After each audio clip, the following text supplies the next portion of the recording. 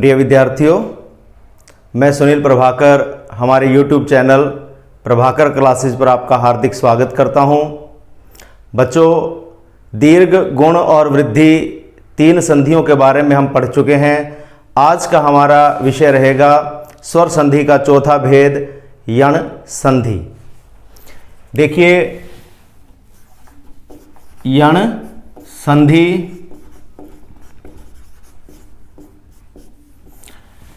इसके तीन नियम हैं और उन तीन नियमों पर चर्चा करने से पहले मैं आपको पहले की एक बात दोबारा बता देता हूं। मैंने आपको बताया था कि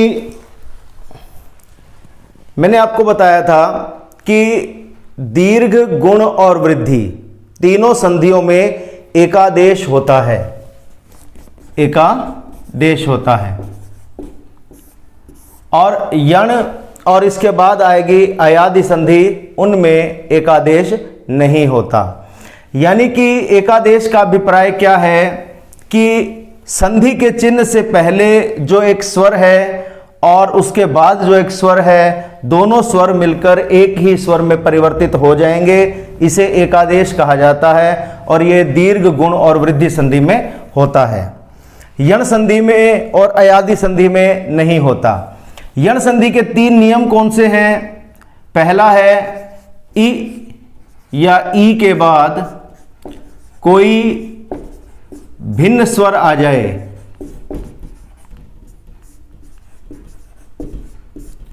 भिन्न स्वर से अभिप्राय यह है कि ई या ई, इन दोनों को छोड़कर कोई भी अन्य स्वर आ जाए। अ हो, आ हो, री हो, उ हो, ऊ हो, ए, ऐ, ओ, औ, यानी इनमें से कोई भी स्वर हो, ई या ई दोबारा ना आए। यदि ई या ई यहां आ गया और यहां भी ई या ई में से कोई एक आ गया तो वो दीर्घ संधि हो जाएगी। तो यण संधि का पहला नियम, ई के बाद कोई भिन्न स्वर आ जाए तो ई को य में बदल देंगे। ठीक है, आपको इस स्वर को नहीं बदलना, आप इन दोनों स्वरों को मिलाकर यह नहीं बनाएंगे।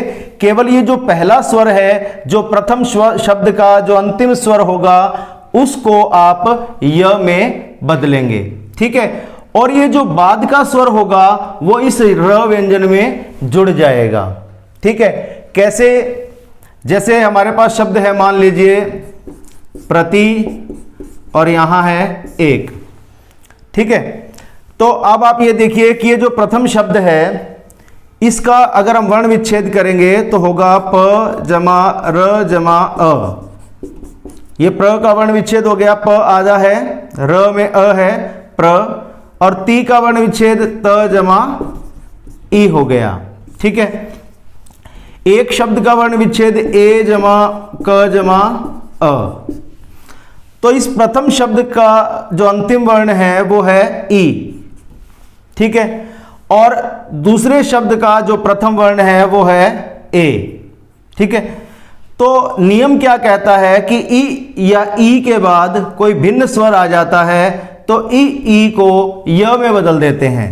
तो यहां से हम ई को हटा देंगे और उसका स्थान य ले लेगा, यानी कि ई को य में आपने परिवर्तित कर दिया। अब आप देखिए, इसका आप फिर से वर्ण संयोजन कर दें, आप इनको जोड़ दें, एक शब्द की प्राप्ति हो जाएगी, प र अ। तो ये इसी तरह से प्र हो जाएगा। त में पहले ई था, अब ई स्वर नहीं है, त में य व्यंजन है, इसका मतलब त आधा हो गया ऐसे, और य में ए स्वर जुड़ गया ये, और क में अ जुड़ गया क प्रत्येक। यानी आपको क्या करना है, जो पहले स्वर है उसको किसी व्यंजन में बदल देना है और जो बाद में स्वर है वो स्वर इस व्यंजन में जोड़ देना है। ये आपको ध्यान रखना है। ठीक है, दूसरा नियम है इसका, उ या ऊ के बाद कोई भिन्न स्वर आ जाए तो उ या ऊ को व व्यंजन में बदल देंगे। अब यहां ध्यान रखेंगे, व को हल चिन्ह है, य को हल चिन्ह है। ठीक है, इसीलिए जो बाद का स्वर होगा वो इस व में जुड़ जाएगा। एक उदाहरण के तौर पर हम लेते हैं सु जमा आगत। ठीक है, अभी हम इनको बाद में विस्तार पूर्वक पढ़ते हैं, लेकिन अभी आप इसको, इस नियम को समझें।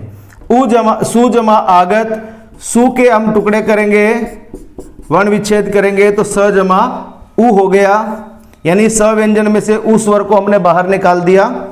जमा आगत, आ जमा ग जमा अ जमा त जमा अ। इनके अगर हम वर्ण विच्छेद ना भी करें तो भी कोई बात नहीं है।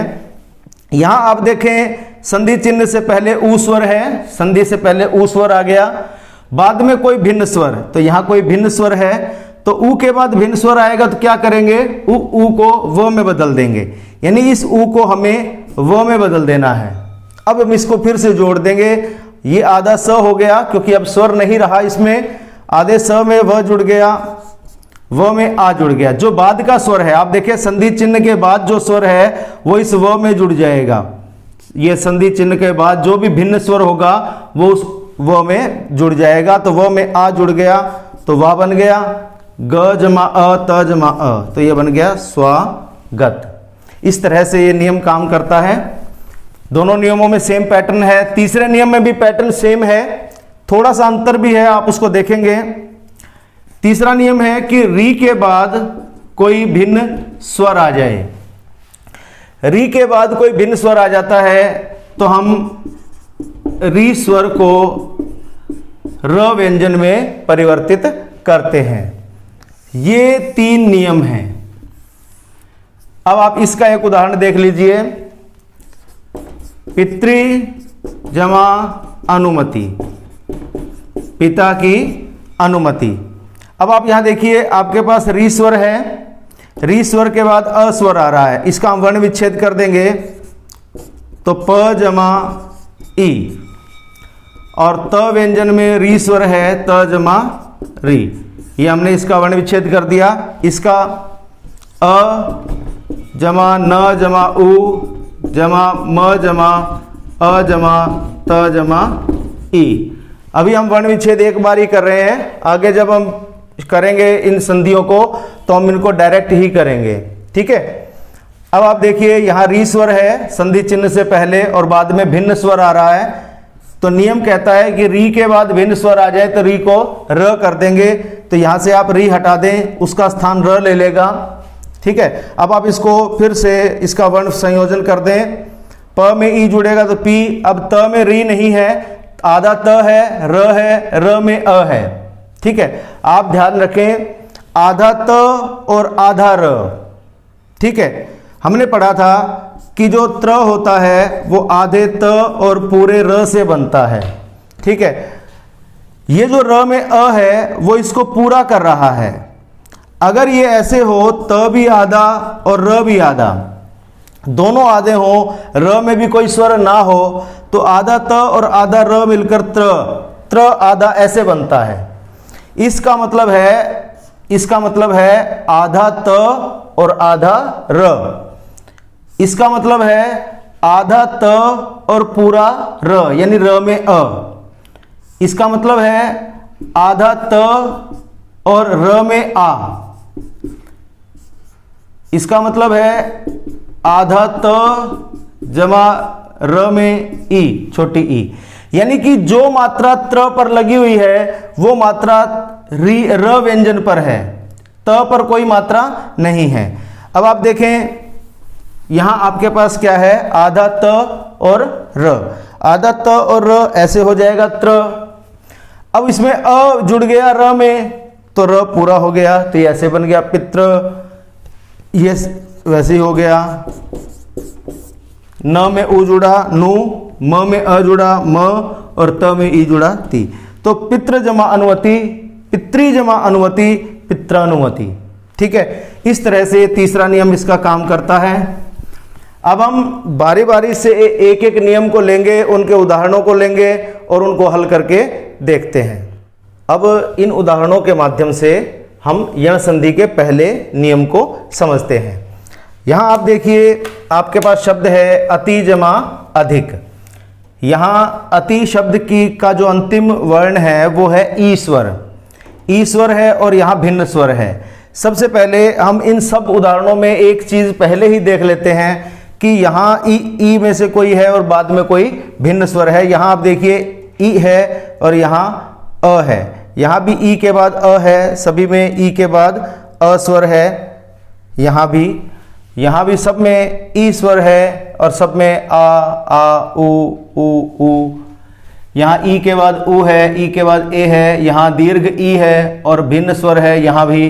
तो सब में यही स्थिति है कि पहले ह्रस्व या दीर्घ ई है और बाद में कोई भिन्न स्वर है। तो अब ये नियम आप डायरेक्ट कैसे करेंगे, देखिए यहाँ ई है तो आप क्या करेंगे, आपको नियम पता है कि ई के बाद कोई भिन्न स्वर आता है तो ई को आप य में बदलेंगे, यहां से आप ई को निकाल दें। ठीक है, आप अपने दिमाग में ध्यान रखें कि यहां से आपने ई को निकाला तो क्या हो गया, ई को निकालते ही त व्यंजन आधा हो गया। यण संधि में ये संधि चिन्ह से पहले जो भी व्यंजन होगा वो आधा निश्चित रूप से हो जाएगा, क्योंकि उसमें से स्वर निकलना है और उस स्वर को किसी और स्वर में नहीं बदलना, उस स्वर को किसी व्यंजन में बदलना है। जैसे ई होगा तो वो य में बदलेगा, उ होगा तो वो में और री होगा तो र में। इसलिए यहां दोबारा कोई स्वर जुड़ना नहीं है तो ये तो आधा होना ही है। तो आप इसको ई स्वर को निकालते ही त को आधा कर दें। अब क्या करें, ई को आप इन्हें निकाल के उसको य में बदल दिया, य में अ जोड़ेंगे क्योंकि आपने आधे य में बदला है स्वर रहित य में, तो जो स्वर यहां होगा वो जुड़ जाएगा। तो इस ई को य में बदला, य में अ जोड़ दिया तो य पूरा हो गया। इस तरह से अत्यधिक, इस तरह से हो जाएगा। यहां अत्याधिक नहीं होगा, अत्याधिक शब्द अशुद्ध है, क्योंकि जो अगर यहां आ होता तो आ य में जुड़ जाता, यहां अ है तो य में अ जुड़ा तो य पूरा हो गया। ठीक है, इसी तरह से अभी जमा अर्थी, ई के बाद भिन्न स्वर आ गया तो क्या करेंगे, ई का लोप कर देंगे। ई का लोप करेंगे एक बार तो क्या करेंगे, भ को आधा कर देंगे। जब इसमें से ई निकल गया तो भ आधा हो गया। इस ई को हमने य में बदल दिया, य में अ जोड़ दिया तो य पूरा हो गया और ये बन गया अभ्यर्थी। तो कई जगह ऐसा लिखा आता है अभ्यार्थी, अभ्यार्थी लिखा होता है, अभ्यार्थी अशुद्ध है, यहां आ होगा तो यहां आ जुड़ेगा और आर्थी कोई शब्द नहीं होता, इसलिए अर्थी ही शब्द होता है। अभ्यर्थी, अभ्यर्थना ऐसे होता है। ठीक है, एक शब्द होता है प्रार्थी। अब आप कहेंगे इसमें आ रहा है प्रार्थी, इसमें यहां आ रहा है, लेकिन इसका संधि विच्छेद अलग है, प्र जमा अर्थी। ये दीर्घ संधि का है उदाहरण, यहां प आधा है, र पूरा है, र में अ है। ठीक है, तो यहां से आप अ निकालेंगे, जमा यहां अ है, अ और अ मिलकर आ हो जाएगा तो यहां प्र से बन जाएगा प्रा, क्योंकि आ में बदला, आ की मात्रा यहां लग गई, प्रा बन गया। इस अ का लोप हो गया तो प्रा और रथी प्रार्थी बन गया। तो ये दीर्घ संधि है और ये यण संधि हम कर रहे हैं, इसका उदाहरण अलग है। ठीक है, अब आप फटाफट से सारे उदाहरण देखते जाइए। ई के बाद भिन्न स्वर है तो ई को निकालेंगे, ध आधा हो जाएगा। आपको बिना कुछ सोचे इसको आधा कर देना है, यण संधि में आधा कर दिया, ई को य में बदला।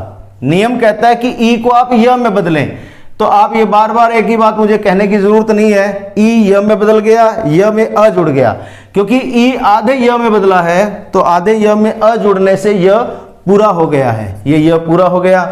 और ये एक और य दिया हुआ है, इसलिए अध्ययन शब्द में दो य आते हैं, एक य तो ई से बना है और एक य पहले से दिया हुआ है। ठीक है, आगे है गति जमा अवरोध। यहां ई है, यहां भिन्न स्वर आ गया, ग त को आधा कर देंगे। ठीक है, ई को य में बदला, य में अ जोड़ दिया तो य पूरा हो गया, गत्य वरोध। तो ये शब्द बहुत इंपॉर्टेंट शब्द है, कई बार शुद्ध वर्तनी में आया है, एक आध बार संधि में भी आया है। गति जमा अवरोध गत्यावरोध नहीं होता, कई बार अशुद्ध रूप में इसे गत्यावरोध लिखा होता है, यहां आ लिखा होता है तो हम सोचते हैं गति जमा अवरोध गत्यावरोध। आ य में आ कब आएगा, जब यहां आ होगा। ठीक है, जब यहां आ नहीं है, अ है तो य में अ आएगा, क्योंकि यह आधा था, अ जुड़ने से ही ये पूरा हुआ है, यहां यह आधा था। ठीक है, आगे देखिए त्रि जमा अंबक। त्रि मैंने तीन, अंबक मैंने आंखों वाला। त्रयंबक, तीन आंखें हैं जिसकी, अर्थात भगवान शिव को त्रयंबक कहा जाता है। यहां देखो ई है, ई के बाद भिन्न स्वर आ गया तो इसमें से ई निकालते त्र आधा हो जाएगा। आधा त्र ऐसे लिखा जाता है।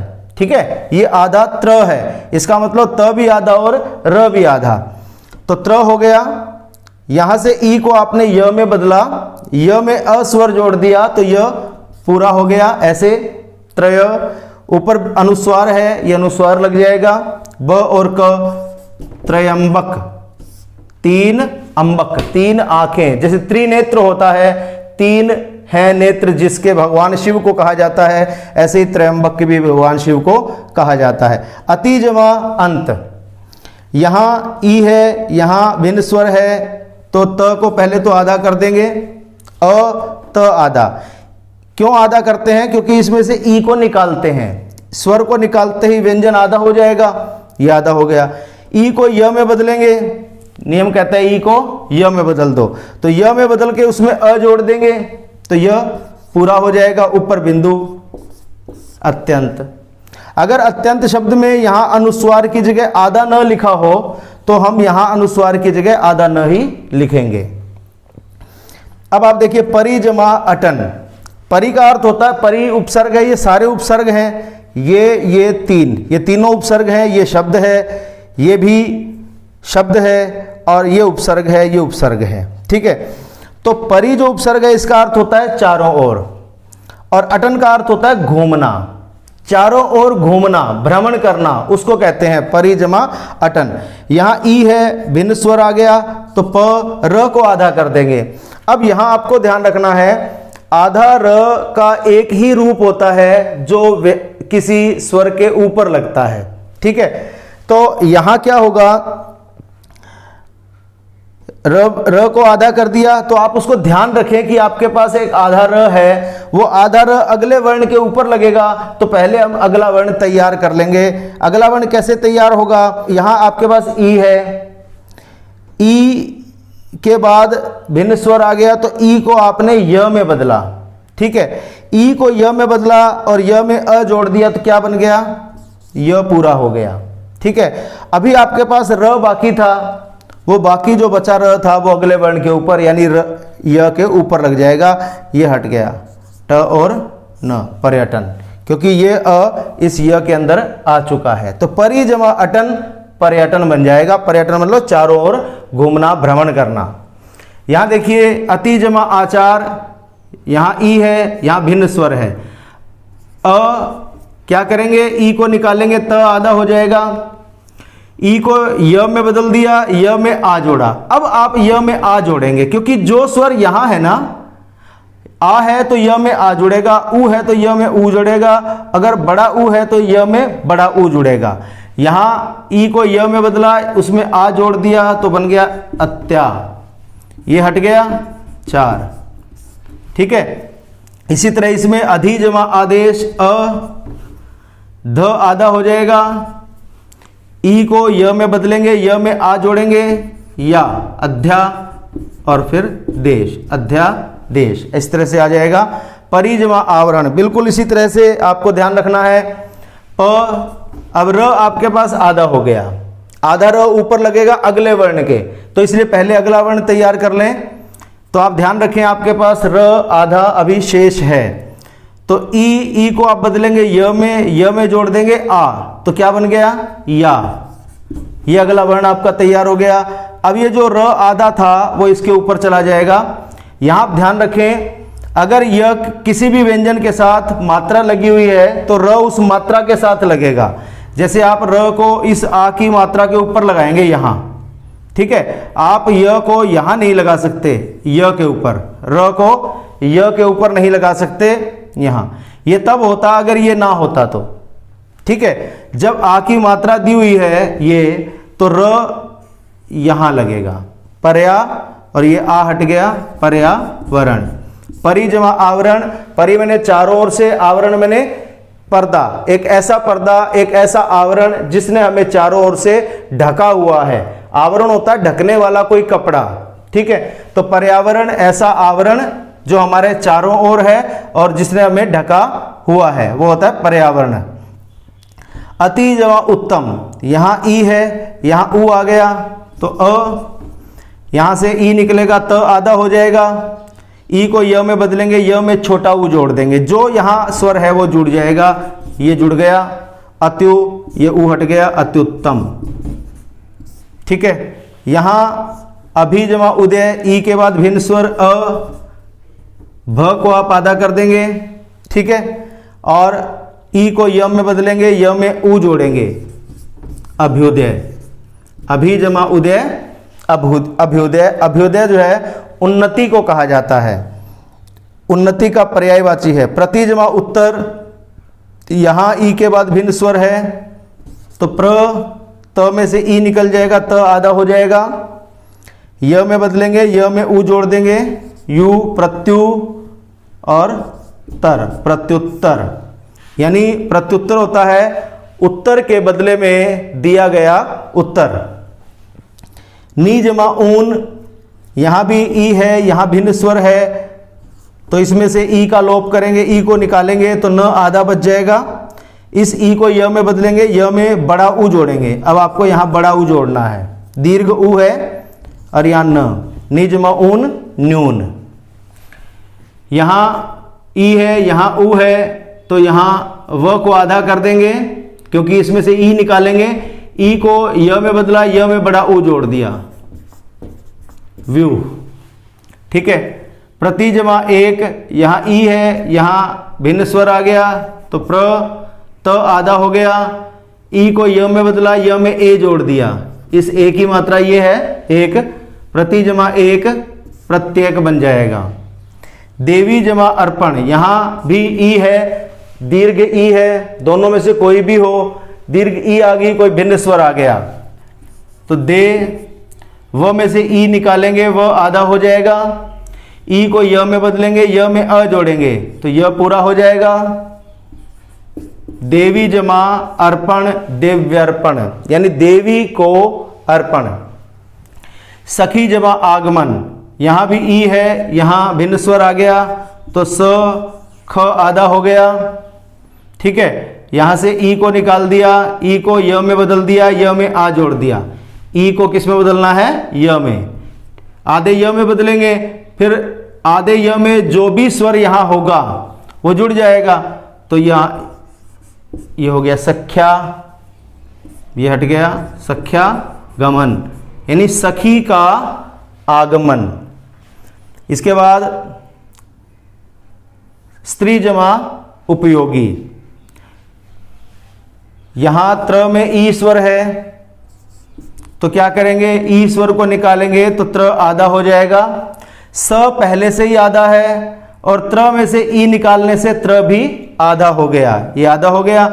इस ई को य में बदलेंगे, य में ऊ जोड़ेंगे, ये हो गया य में ऊ, ये प योगी, स्त्रियोपयोगी, यानी स्त्रियों के लिए जो उपयोगी है उसे कहेंगे स्त्रियोपयोगी। वाणी जमा औचित्य, वाणी का औचित्य, तो यहां ई है, यहां भिन्न स्वर आ गया तो वाह, ण में से ई निकालेंगे तो ण आधा हो जाएगा, ये आधा हो गया। ई को य में बदलेंगे, य में औ जोड़ेंगे, यो, ये हट गया, और चित्य, वाण्योचित्य, वाणी का औचित्य।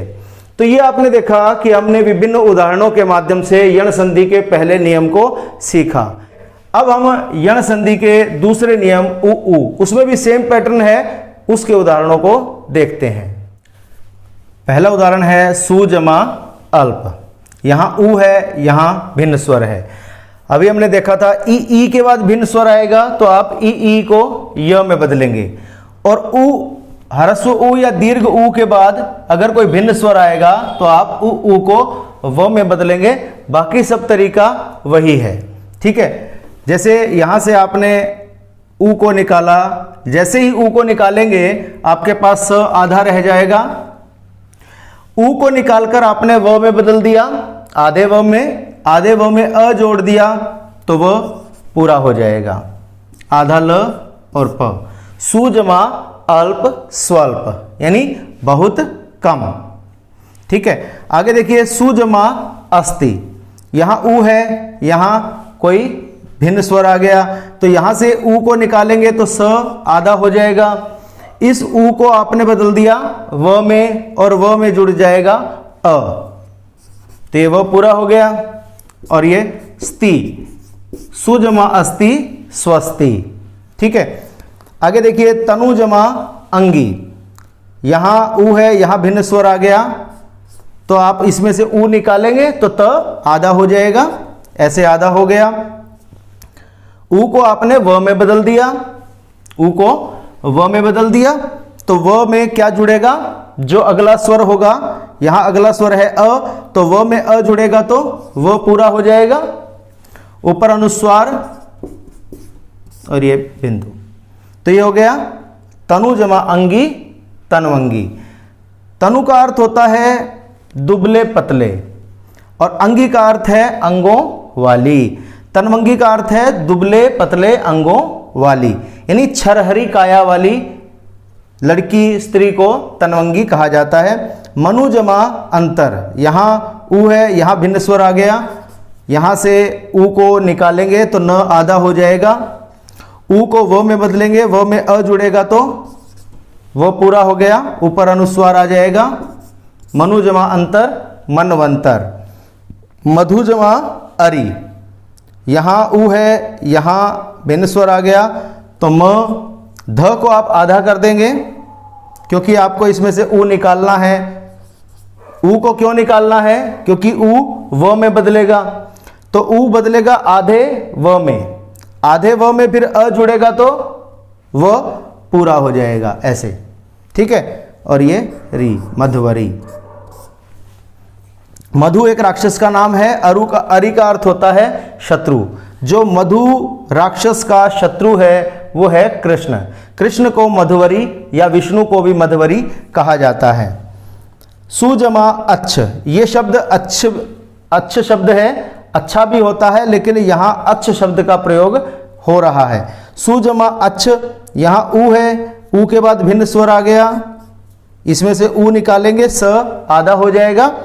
ऊ को आधे व में बदलेंगे, जैसे ऊ को हम बदलेंगे आधे व में, जो अगला स्वर होगा वो अ है, जब आधे व में अ जुड़ेगा तो अ व पूरा हो जाएगा। ठीक है, तो यहाँ व पूरा हो गया, इसके अंदर चला गया च और छ, सु जमा अच्छ स्वच्छ शब्द बनेगा यानी साफ। चमू जमा अंग, यहाँ ऊ है, यहाँ भिन्न स्वर आ गया, च लिखेंगे, इसमें से ऊ निकालेंगे, म आधा बच जाएगा ऐसे, ऊ को व में बदलेंगे, व में अ जोड़ेंगे तो वह पूरा हो जाएगा, ऊपर अनुस्वार और ग। चमू जमा अंग चमवंग, चमू मैंने सेना, सेना का अंग चमवंग कहलाएगा। अनु जमा अय, यहाँ ऊ है, यहाँ अ है, अ यहाँ से ऊ निकलेगा, न आधा हो जाएगा, ऊ को व में बदलेंगे, व में अ जुड़ेगा, व पूरा हो जाएगा, और ये हो गया अनु जमा अय अन्वय। सु जमा आगत, यहाँ ऊ है, यहाँ आ है, यहाँ से जब ऊ को निकालेंगे तो स आधा हो जाएगा, आधे स ऊ में, ये जो ऊ है वो आधे व में बदलेगा, आधे व में आ जुड़ेगा तो वाह हो जाएगा, और ग और त। सु जमा आगत स्वागत, सु मैंने अच्छा, आगत मैंने आना, जिसका आना हमें अच्छा लगता है, जैसे इंग्लिश में हम बोलते हैं वेलकम, वेल मैंने अच्छा, कम मैंने आना, यानी आपका आना हमारे लिए अच्छा हम समझते हैं। तो सु जमा आगत कि जिसका आगत यानी आना हमारे लिए सु मैंने अच्छा हो, हमें अच्छा लगे।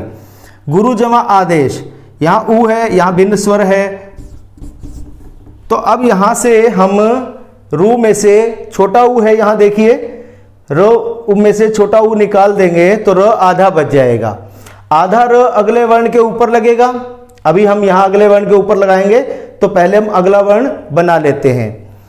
तो आप ध्यान रखेंगे कि आपके पास यहाँ आधा र शेष है, तो यहाँ आपके पास ऊ है, ऊ को आप व में बदलेंगे और व में आ जुड़ेगा तो वा बन जाएगा, तो ये बन गया वा। ठीक है, और जो यहाँ आपके पास आधा र था वो यहाँ लग जाएगा, मैंने आपको बताया था यहाँ लगाना है मात्रा के ऊपर। ठीक है, और ये आ हट गया, गुरु जमा आदेश गुरुआदेश। यहाँ आप देख रहे हैं कि यण संधि में जो संधि चिन्ह से पहले जो स्वर है वही बदल रहा है एक व्यंजन में, बाद वाला स्वर बदल नहीं रहा है।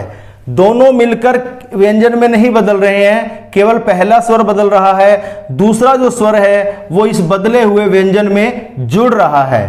ठीक है, तो एक ही व्यंजन एक ही स्वर में परिवर्तन हो रहा है, इसलिए यहां एकादेश नहीं है। एकादेश होता है जब दोनों स्वर मिलकर एक स्वर बन जाते हैं, यहां दोनों मिलकर नहीं बन रहे। ठीक है, ये बदल रहा है और ये उस बदले हुए में जुड़ रहा है। ठीक है, यहां है वधु जमा आगमन, वधु का आगमन, तो यहां ऊ है तो ऊ को निकालेंगे तो ध आपके पास आधा हो जाएगा, व ध। ऊ को व में बदलेंगे, व में आ जोड़ेंगे तो वा बन जाएगा, वधवा। ये हट गया गमन, वधु जमा आगमन वधवागमन, वधु का आगमन। अनुजमा इति, तो यहां आपके पास ऊ के बाद भिन्न स्वर आ गया, तो आप क्या करेंगे, न को आधा कर देंगे। अब ऊ को आपने व में बदला, व में छोटी ई जोड़ दी तो आपके पास बन गया वी, व को छोटी ई। अब व को छोटी ई यहां से नहीं लगेगी, छोटी ई यहां से आ जाएगी। ठीक है, और ये ती, अनुजमा इति अन्विति, ये ई हट जाएगी क्योंकि ये ई इसके अंदर आ चुकी है।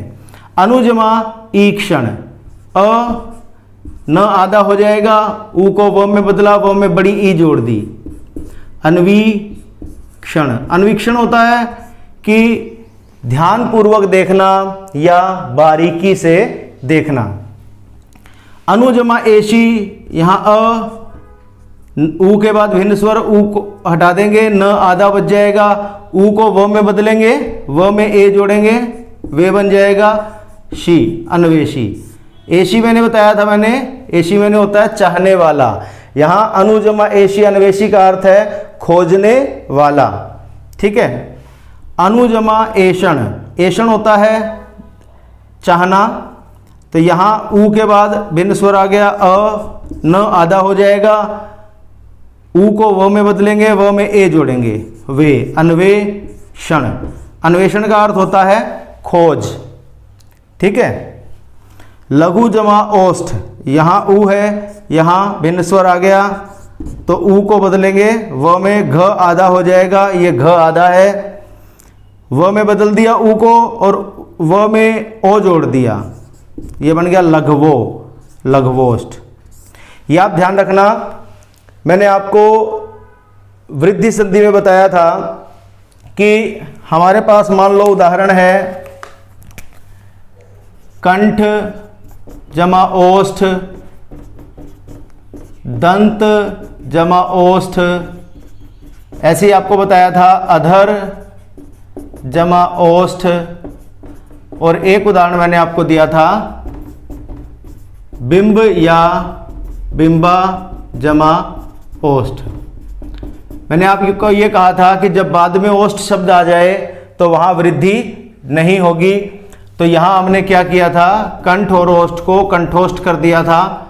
वैसे तो वृद्धि संधि का नियम कहता है कि अ या ओ के बाद, अ या आ के बाद ओ या औ आ जाए तो औ में बदल देते हैं, तो यहां हमें ऐसा करना चाहिए औ में, लेकिन हम यहां नहीं बदल रहे। ठीक है, हाँ, जैसे अधर जमा ओष्ठ, अध्रोष्ठ, तो यहां हम वृद्धि नहीं कर रहे, इसलिए ये अपवाद के उदाहरण थे।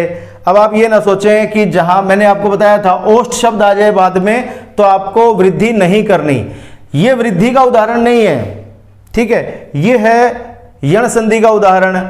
अगर यहां अ या आ हो, मान लो आप ध्यान रखना, ओष्ठ शब्द से पहले जो शब्द दिया हुआ है उस शब्द का जो अंतिम स्वर है अगर अ या आ है और बाद में ओष्ठ आ रहा है तो आपको वृद्धि नहीं करनी। यहां अलग है, यहां आपके पास यहां जो ये जो शब्द है इसका अंतिम स्वर अ या आ नहीं है, यहां आपके पास ऊ है, ये यण संधि का उदाहरण है, यहां वृद्धि का या गुण का कोई सवाल ही नहीं होता। ठीक है, तो इसलिए ये उदाहरण अलग हैं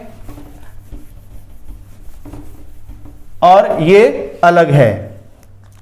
यहां आपको यण संधि के नियम के अनुसार ऊ को व में बदलना है, ग आधा हो जाएगा, व में ओ जोड़ के वो बन जाएगा आधा श और ठ, लघुओष्ठ यानी लघु ओष्ठ, छोटे होठ को लघु ओष्ठ कहा जाता है। साधु जमा औदार्य, तो यहाँ ऊ है, यहाँ औ है, तो यहाँ सा, ध में से ऊ को निकालेंगे, ध आधा हो जाएगा, व को ऊ को व में बदल दिया, व में औ जोड़ दिया, ये बन गया साधवो दार्य। साधु का औदार्य, साधु की उदारता, उसको कहेंगे साधवो दार्य। तो ये आपने देखा यण संधि का दूसरा नियम, जहां ऊ के बाद कोई भिन्न स्वर आता है तो ऊ को व में बदल देते हैं। अब हम देखते हैं यण संधि का तीसरा नियम। पहला उदाहरण है पितृ जमा अनुमति। अब आप देखेंगे यहां री स्वर है और यहां भिन्न स्वर आ गया। री के बाद जब कोई भिन्न स्वर आएगा तो री को आधे र में बदल देंगे।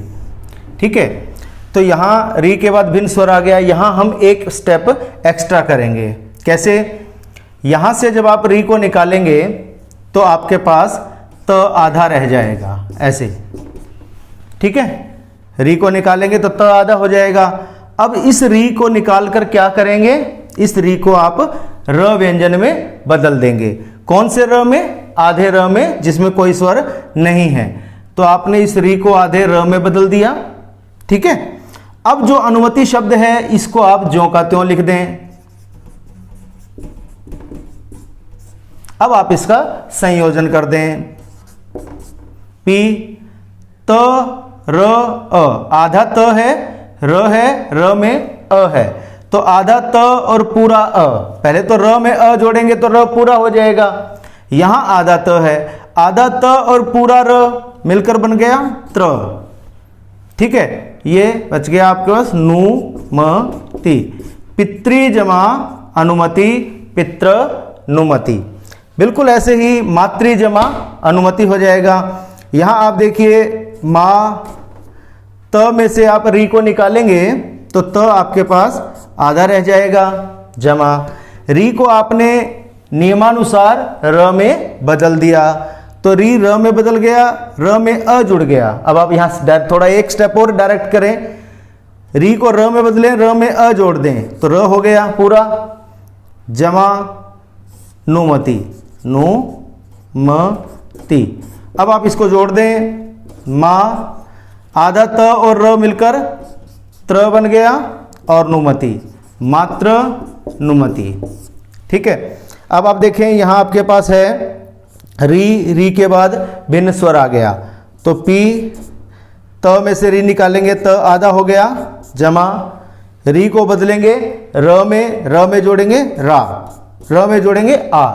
ठीक है, तो ये बन गया पित्रा, और ये आपके पास है ज्ञा, तो ये हो गया पित्राज्ञा। अब आप इसका वर्ण संयोजन कर दें, पी त और रा जुड़ेगा तो त्रा बन जाएगा और ज्ञा, पित्राज्ञा। इस तरह से पिता की आज्ञा। मातृ जमा आज्ञा, ये भी इसी तरह से बनेगा। मां, त में से री निकलेगा तो त आधा हो गया, जमा री को आप र में बदलेंगे, र में जोड़ेंगे आ, तो ये बन गया रा और ये ज्ञा। अब आप इसको जोड़ें, माँ, आधा त और रा, त्रा, त्रा बन जाएगा, मात्रा ज्ञा, माता की आज्ञा। तो अब मात्राज्ञा शब्द ऐसे दे दिया जाए कि मात्रा जमा आज्ञा, तो ये संधि गलत हो जाएगी, क्योंकि यहां दो सार्थक शब्द तो हैं लेकिन उन सार्थक शब्दों का परस्पर कोई संबंध नहीं है और ये कोई अर्थ नहीं दे रहा। उत्तर आपका यही होगा, मात्रा जमा आज्ञा, मात्राज्ञा, मात्र जमा आज्ञा, मात्राज्ञा, वो भी इस तरह से बनेगा, लेकिन वो सार्थकता और संदर्भता वहां नहीं है, इसलिए ये यहां इसका उत्तर नहीं होगा। इसका उत्तर होगा मातृ जमा आज्ञा, मात्राज्ञा, माता की आज्ञा। ऐसे ही पितृ जमा आनंद, मातृ जमा आनंद, पितृ जमा उपदेश, मातृ जमा उपदेश, ये सारे इसी तरह से हैं। अब आप इसको अगर डायरेक्ट करना चाहें तो आप कैसे करेंगे? आप ध्यान रखेंगे त में से री निकला, त आधा, आपके पास आधा त है। आप ध्यान रखें आधा त है, री को र में बदलेंगे, री को र में बदलेंगे, र में जोड़ेंगे आ, तो आपके पास आधा त पहले था और यहां आपके पास हो गया रा, तो आधा त और रा त्रा बन गया, तो ये बन गया पित्रा। ठीक है, और ये नंद। इस तरह से आप बना दें। फिर से देखें इसमें मातृ जमा आनंद, तो यहां आपके पास है मां, त में से री निकलेगा तो क्या बच गया? आधा त, आधा त आपके पास है। ठीक है, अगर आपको याद नहीं रहता तो आप यहां साइड में एक बार लिख लें आधा त। अब आपके पास यहां है री और यहां है आ, री को किस में बदलेंगे? री के बाद भिन्न स्वर आएगा तो री को र में बदलेंगे। तो इस री को आप ये मानिए कि ये री नहीं है, आपके पास र बच गया, तो र जमा आ रा, तो आधा त और रा क्या बन गया? त्रा बन गया। तो यहां आप लिख देंगे त्रा, मात्रा, यहां नंद। तो ये मैंने आपको उदाहरण बताया था, मातृ जमा आनंद, मात्रानंद इस तरह से बनता है और यही इसका सही उत्तर है। अगर हम कर दें मात्र जमा आनंद तो ये गलत हो जाएगा, और मात्रा जमा आनंद होगा तो ये भी गलत हो जाएगा, क्योंकि ये सार्थक शब्द हैं, ये भी सार्थक हैं, लेकिन सार्थक होते हुए भी इनमें इस संदर्भ में यहाँ इनका कोई मेल उचित नहीं है, तार्किक मेल नहीं है, इसलिए ये गलत हो जाएगा। और मातृ जमा आनंद, मात्रानंद, ये सही उत्तर इसका होगा। पितृ जमा उपदेश यानी पिता का उपदेश, यहाँ भी इसी तरह से अब आप यहाँ तक पहुँच गए। अब मैं आपको एक दूसरा दृष्टिकोण बताता हूँ। आपने देखा कि जब भी री के बाद कोई भिन्न स्वर आ रहा है तो आप त्र में तो बदल ही रहे हैं। यहाँ आपने त्र बनाया, यहाँ आपने त्र बनाया, यहाँ भी त्र, यहाँ भी त्र, यहाँ भी त्र बना दिया, यहाँ भी त्र बना दिया। तो आप यहाँ री के बाद भिन्न स्वर आने से, क्योंकि यहाँ त है तो त, री और भिन्न स्वर, यानी आप त्र तो बना ही रहे हैं, तो त्र तो आपका हर हालत में बनेगा ही बनेगा। ठीक है, अब आप ये देखें कि अगर बाद में जो भी स्वर है वो स्वर आप जोड़ देंगे। जैसे पितृ जमा उपदेश, तो इसको पितृ तो कर ही दें, ऐसे आधा त और र, ऐसे तो आप कर ही दें। यानी त और री और भिन्न स्वर जब भी होगा तो आप ये लिख के, जैसे अगर यहाँ मातृ है तो माँ लिख दें, पितृ है तो पी लिख दें, लिख दिया। इसके बाद आप ये रूप लिख दें, ये बनेगा ही बनेगा। फिर बाद में जो स्वर है वो देख लें, यहाँ ऊ स्वर है तो यहाँ इसको पाई लगा के ऊ लगा दें। अगर यहाँ बाद में ई स्वर है, ठीक है, तो आप क्या करें, इस तरह को पूरा करके यहाँ ई लगा दें। ठीक है, अगर मान लो यहाँ अ स्वर है, जैसे अभी हम कर रहे थे मातृ जमा अनुमति, मान लो हम ऐसे कर रहे हैं। ठीक है, तो माँ ये रहेगा, त री और कोई भिन्न स्वर, तो आप इसको ऐसे तो बना ही दें, बिना सोचे समझे ऐसे बना दें। इसके बाद देखें कौन सा स्वर है। ठीक है, अगर यहाँ अस्वर है तो इसको ये पूरा कर दिया, अब इसमें अस्वर आ गया। अगर यहाँ आ होता तो आप क्या करते, इसी तरह को ऐसे आ कर देते। तो इस तरह से आप चेंज करते जाएंगे, आपका जो प्रश्न है वो जल्दी हल हो जाएगा। तो पितृ जमा उपदेश, तो पी और त्र तो आप बना ही दें, फिर यहाँ ऊ है तो यहाँ ऊ जोड़ दें। ठीक है, और ये पदेश, पितृ जमा उपदेश, पित्रोपदेश, पित्रोपदेश। अब यहाँ मातृ जमा उपदेश, तो हम क्या करेंगे, माँ, त, री और भिन्न स्वर है, भिन्न स्वर कोई भी हो उसको एक बार छोड़ दें, त और री और भिन्न स्वर है तो इसको ऐसे कर दें। ऐसे करके अब यहाँ देखिए कौन सा स्वर है, यहाँ ऊ है तो ये ऐसे कर दें। ठीक है, मातृपदेश, माता का उपदेश।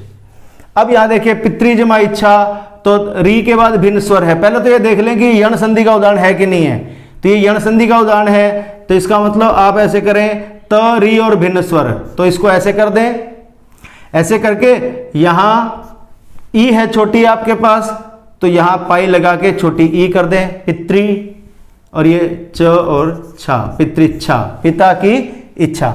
इसी तरह इसमें माँ, त, री और भिन्न स्वर है, तो ऐसे करके छोड़ दें, आधा त और र हो गया ये। अब ये ई है, तो यहाँ इसको ई लगा दें, आधा च और छा, मातृच्छा बनेगा। ऐसे ही बस शॉर्टकट का तरीका है। अगर आप इसको ऐसे करते हैं कि भाई मातृ जमा इच्छा,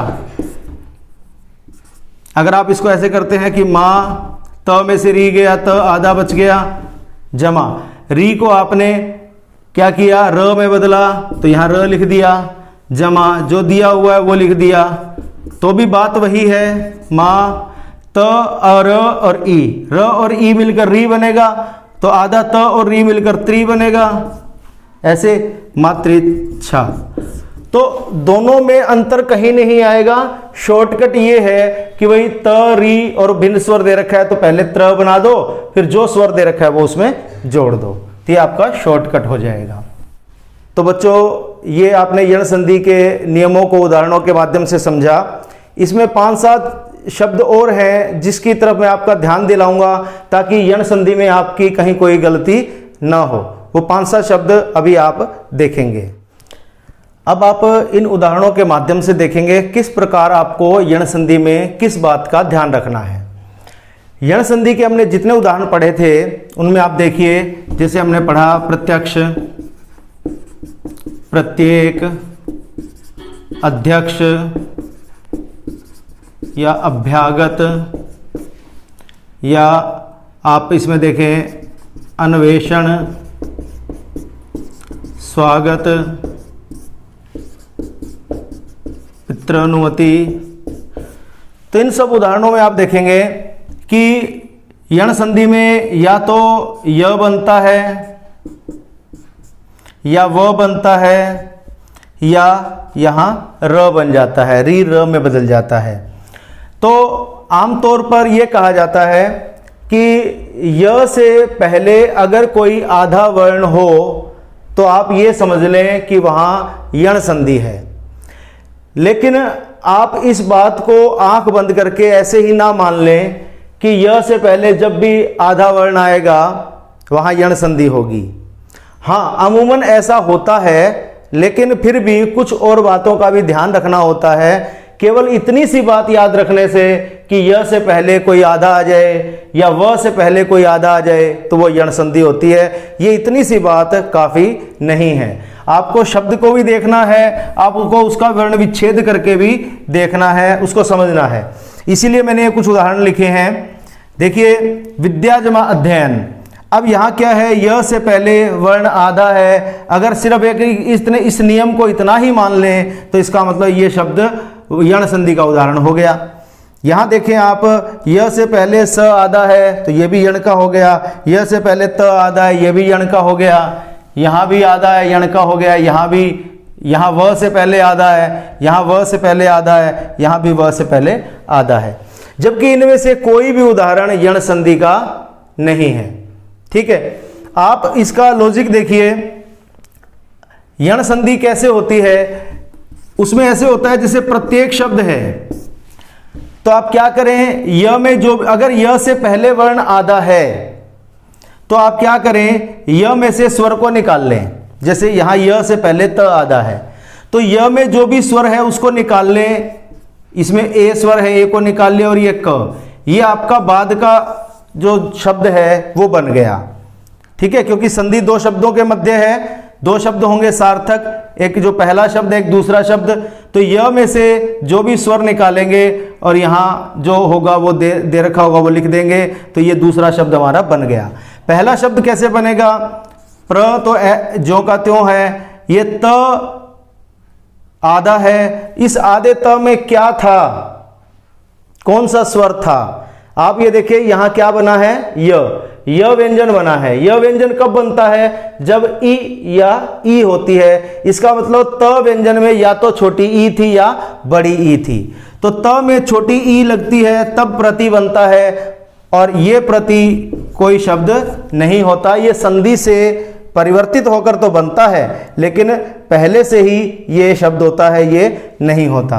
तो ये बन गया प्रति जमा एक। ऐसे यण संधि कार्य करती है। अब अगर इसी तरह से हम इसको करने लग जाएं तो आप देखें कि य में जो भी स्वर है उसको बाहर निकाल लेंगे।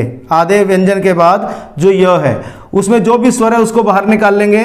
यहाँ य में अ है, इसको बाहर निकाल लिया, ये य है और ये न हो गया, ये अयन, ये हमारा बाद का शब्द तैयार हो गया। अयन एक सार्थक शब्द होता है, एक प्रत्यय भी होता है। अब क्या है, अब आपके पास जो पहला भाग है वो ऐसे हो गया विद्या। अब ये जो आधा ध है, यह कब बनता है, जब ध में ई होती है। तो या तो इस ध में छोटी ई होगी या फिर इस ध में बड़ी ई होगी, फिर ये हो गया अयन। तो इसका मतलब ये है कि विद्याध्ययन शब्द विद्याधि जमा अयन या विद्याधि जमा अयन इस तरह से बना है, जबकि इस तरह से नहीं बना। विद्याध्ययन होता है विद्या का अध्ययन करना। तो ये जो शब्द है ये यहाँ आ बनने से हुआ है। ये शब्द था विद्या और ये शब्द था अध्ययन। तो ये दीर्घ संधि का उदाहरण है। आ और अ मिलकर आ हो गया, यहाँ आ हो गया विद्याध्ययन। इसी तरह से ये जो उदाहरण है, अगर हम यण संधि के अनुसार इसके टुकड़े करेंगे तो ये बनेगा, य में से आ निकाल देंगे, यहां से आ निकाल दिया, ये आता स प द आस्पद, ये हो गया बाद का शब्द। अब पहला शब्द क्या होगा, हा। अब ये जो स है, स में क्या था कि य बन गया, यहां स में ई था, उस ई का य बन गया। तो इसका मतलब ई या तो ऐसे था या फिर ऐसे था। हासी जमा आस्पद या हासी जमा आस्पद, तो दोनों में से कोई भी, लेकिन ये कोई शब्द नहीं है, तो ये इसका सही संधि विच्छेद नहीं हुआ। ये भी दीर्घ संधि का उदाहरण है। ये है हास्य जमा आस्पद, ठीक है। ये है सत्याग्रह, सत्य जमा आग्रह, सत्य के लिए आग्रह। अगर हम इसको यण संधि के अनुसार माने तो यहां से हम क्या निकालेंगे, आ निकाल दिया, यहां से ग्रह और ह, आग्रह। बाद का शब्द तो सही बन गया। अब पहला शब्द देखते हैं, स त है। यह कब बनता है, जब यहाँ ई होती तो ई को हम य में बदल देते, यानी कि यहाँ त में या तो छोटी ई होगी या त में बड़ी ई होगी।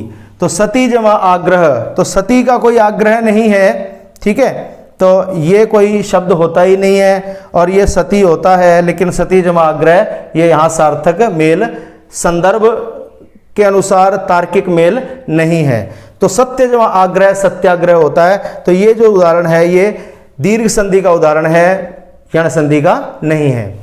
अब आप इसको देखिए, अगर यहां से हम आ को निकालें, यहां बन जाएगा आन्य।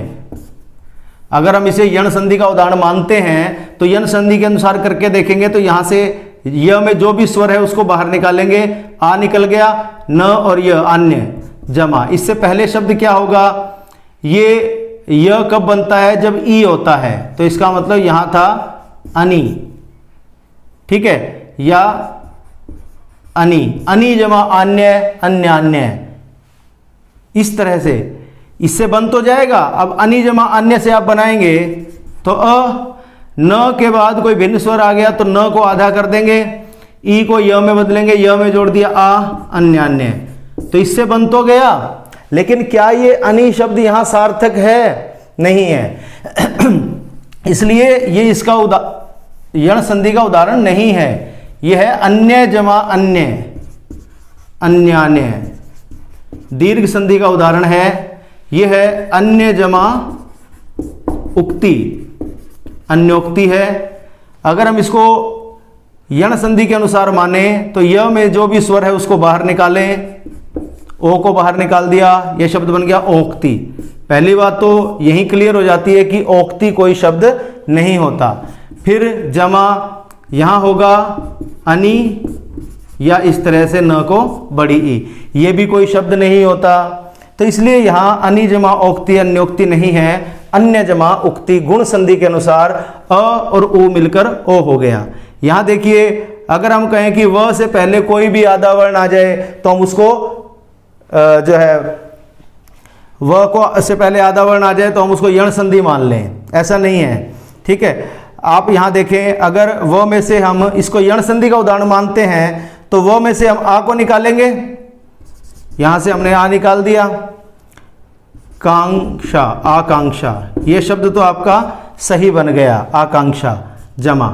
अब यहाँ क्या है, म ह, व तो ऊ से बना था, तो इसका मतलब यहाँ त में ऊ था। कौन सा ऊ था, छोटा ऊ या बड़ा ऊ? तो एक ये त है ऊपर आधा और एक ये त है।